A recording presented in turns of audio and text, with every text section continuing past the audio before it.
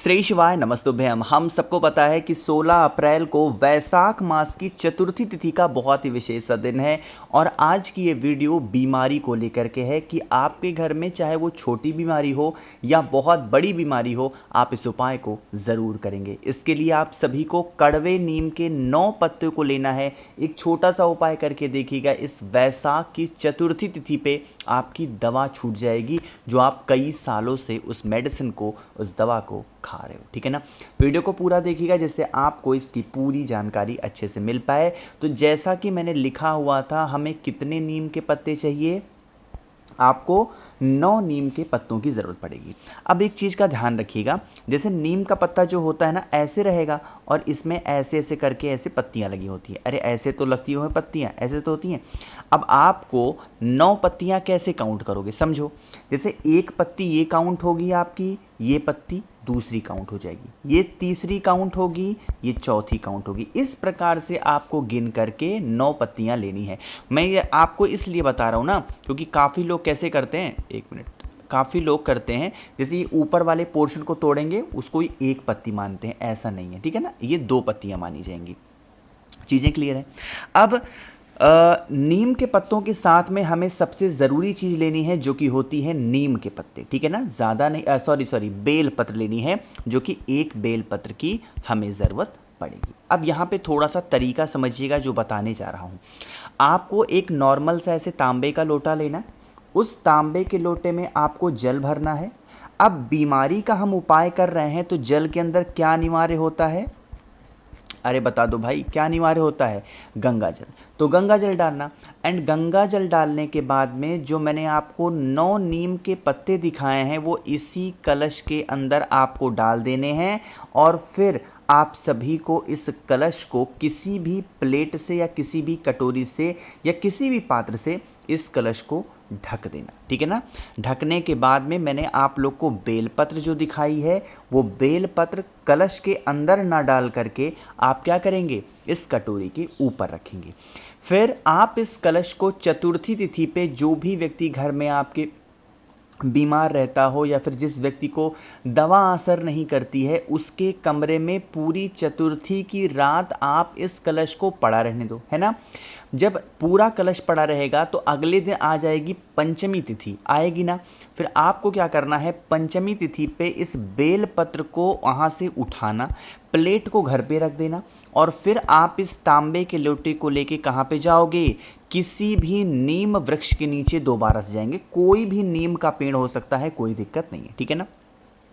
नीम पेड़ के नीचे दोबारा जाना और फिर वहां पर पूरे जल को वहां पे समर्पित करना। साथ ही साथ जो एक बेलपत्र थी, आपके घर के आसपास में कोई भी महादेव का शिवलिंग हो तो वहां पर आप अपने घर के उस व्यक्ति का नाम और गोत्र बोल करके अगर समर्पित कर देते हैं तो इससे आपके घर की जो बीमारियां होंगी वो धीरे धीरे खत्म ज़रूर हो जाएंगी। ठीक है ना।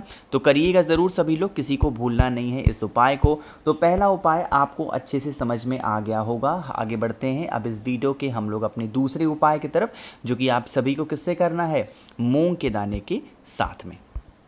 सबसे पहले समझ लेते हैं कि इस उपाय के बेनिफिट क्या होंगे।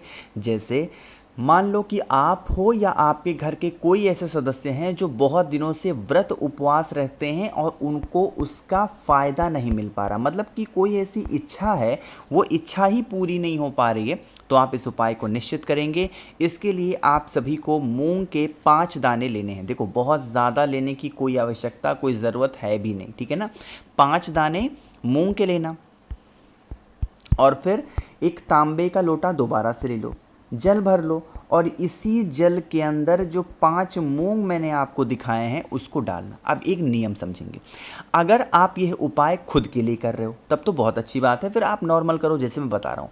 बट अगर आप ये उपाय किसी और के लिए कर रहे हो तो जिस व्यक्ति के लिए कर रहे हो उस व्यक्ति के हाथों से एक बार इस कलश को स्पर्श करा देना, एक बार टच कराना, ठीक है ना। फिर आप इस कलश को लेकर के अपने पूरे घर में इस कलश को पूरा घूम लेंगे।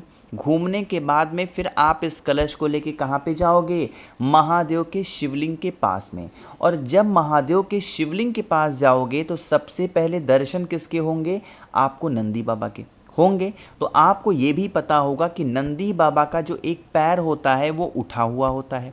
आपके कलश का जो जल होगा उसे नंदी बाबा के उठे पैर पर आप सभी लोगों को कितनी बार समर्पित करना है?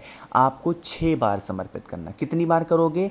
6 बार। जब नंदी बाबा के उठे पैर पर उस जल को समर्पित करेंगे तो नंदेश्वर महादेव का ध्यान करेंगे। किसका ध्यान करोगे? नंदेश्वर महादेव। लेकिन 6 बार जब जल नंदी बाबा के उठे पैर पे चढ़ाएंगे तो कलश का पूरा जल खत्म नहीं कर देना है। 6 बार चढ़ाओगे जरूर, लेकिन थोड़ा सा जल अपने कलश में आप बचा लेना, ठीक है ना। और बचाने के बाद में फिर आप महादेव के शिवलिंग के पास प्रवेश कर जाएंगे। फेस रखिएगा उत्तर दिशा, नॉर्थ डायरेक्शन, और फिर आप सभी को अपनी मनोकामना कहते हुए उस तांबे के लोटे का जो जल था बचाया हुआ है आपने, वो महादेव के शिवलिंग के ऊपर मात्र समर्पित कर देने से हमारे घर परिवार में किसी भी प्रकार के लोगों की इच्छा अधूरी नहीं रहती है, उनकी सारे विशेष पूरी होती हैं। बस एक चीज़ का विशेष ध्यान देंगे इस उपाय में, अगर आप ये उपाय खुद के लिए कर रहे हो तब तो कुछ आपको ध्यान ही नहीं देना, बट अगर ये उपाय किसी और के लिए कर रहे हो तो कलश को या लोटे को आप उस व्यक्ति से एक बार स्पर्श ज़रूर कराएंगे, ठीक है ना। इस चीज़ का ध्यान रखिएगा। तो यहाँ पे भाई हम लोगों ने बात कर ली है अपने 2 उपाय की। आगे बढ़ते हैं इस वीडियो के हम लोग अपने तीसरे उपाय की तरफ, जो कि हम सभी को मोस्ट फेमस उपाय जो कि चतुर्थी तिथि का होता है, इसी की बात करेंगे। लेकिन जल्दी से कर दीजिए वीडियो को लाइक। जिसने अभी तक चैनल को सब्सक्राइब नहीं किया, मेरी आवाज़ आप पहली बार सुन रहे हैं, चैनल को ज़रूर सब्सक्राइब करेंगे, ठीक है ना। देखो भाई, थोड़ा सा समझने की कोशिश करते हैं इस उपाय को। यहाँ पे मैं आपको कुछ बताने जा रहा हूँ, उस मेरी बातों को ध्यान से सुनिएगा। यह उपाय स्पेशली वही है जो हम सभी को 9 शमी के पत्ते के साथ में करना है, लेकिन अभी भी लोग नहीं समझ पाते हैं कि एक्चुअली में ये उपाय हमें करना कैसे होता है। अगर आपको शमी के पत्ते नहीं मिलते हैं तो आप उसके लिए क्यों टेंशन लेते हैं। शमी के पत्र के स्थान पे आप चावल के दाने का इस्तेमाल कर सकते हैं, कोई दिक्कत नहीं, ठीक है ना। तो चाहे आपने 9 शमी के पत्ते लिए हों या 9 चावल के दाने लिए हों, तांबे का लोटा लीजिएगा, उसमें जल भरिएगा, लेकिन कोई भी सामान कलश के अंदर आपको नहीं डालना। महादेव के शिवलिंग के पास पहुंचेंगे, थोड़ा सा नियम समझेंगे। आपके पास में कितने शमी के पत्ते हैं या फिर चावल के दाने हैं? 9। उन 9 शमी के पत्ते या उन 9 चावल के दाने में से 5 शमी का पत्ता आपको विघ्नहर्ता सर्वप्रथम पूजनीय देवता कौन है? भगवान गणेश के स्थान पे चढ़ाना।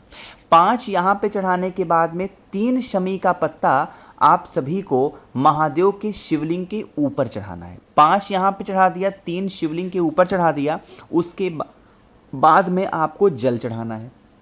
अभी भी आपके पास में 1 शमी का पत्ता बचा है।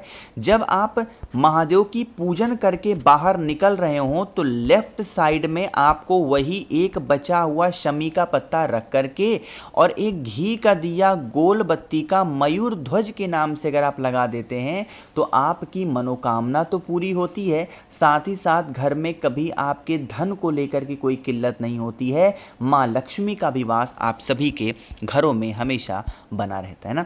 इस उपाय को जरूर करना है। बस एक ही चीज का ध्यान रखिएगा, जब आप पूजन करके महादेव के शिवलिंग से बाहर निकलेंगे तो उनकी चौखट पे लेफ्ट साइड में एक शमी का पत्ता बचा हुआ रख करके और फिर एक घी का दिया गोल बत्ती का आपको जला देना है। किसका ध्यान करोगे? मयूर ध्वज का, ठीक है ना। चलो, 3 उपाय आपको समझ में आ गए। सबसे इजी, सबसे आसान उपाय की हम लोग बात करने जा रहे हैं, जो कि हमारा चौथा उपाय है। ये उपाय स्पेशली आपके घर के नज़र वगैरह को लगने से रोकता है ना। इसके लिए 1 चुटकी आपको चावल के दाने की आवश्यकता पड़ेगी। ध्यान रखिएगा, चावल का दाना 1 चुटकी लेना ज़रूर है, बट वो कहीं से खंडित ना हो, कहीं से क्रैक ना हो, टूटा ना हो, इस चीज़ का ध्यान रखेंगे। साथ ही साथ नज़र का ये उपाय है, तो काला तिल हम कैसे भूल सकते हैं। ज़्यादा नहीं, बट फिर भी 1 चुटकी काला तिल लीजिएगा, है ना। इसे लेकर के महादेव के शिवलिंग के पास आपको पहुंचना है। फेस रखिएगा उत्तर दिशा, नॉर्थ डायरेक्शन। चावल का जो दाना आपके पास में है उसे माता अशोक सुंदरी के स्थान पे पहले चढ़ा देंगे। सबसे पहला काम क्या करना है? आपको चावल का दाना, चावल के दाने के साथ में आपको 1 लोटा जल महादेव के शिवलिंग के ऊपर चढ़ाना। जल चढ़ाने के बाद में जो आपके पास में काला तिल है उस काले तिल को महादेव के शिवलिंग के ऊपर जिस व्यक्ति को नज़र लगती है, टोने टोटके लगते हैं, उसका नाम और गोत्र बोल के काला तिल मात्र समर्पित कर देने से यकीन मानिए कभी भी आपके घर में नज़र वगैरह लग ही नहीं सकता। ठीक है ना। तो करके देखिए इस उपाय को, आपकी जो भी प्रॉब्लम्स होंगी घर परिवार की वो दूर होगी। बाकी वीडियो पसंद आई हो तो लाइक करिएगा, कुछ पूछना है नीचे कमेंट सेक्शन में पूछें। और मेरे जितने भी भाई बहन आवाज़ आज मेरी पहली बार सुन रहे हैं, चैनल को ज़रूर सब्सक्राइब करेंगे। श्री शिवाय, नमस्तुभ्यं।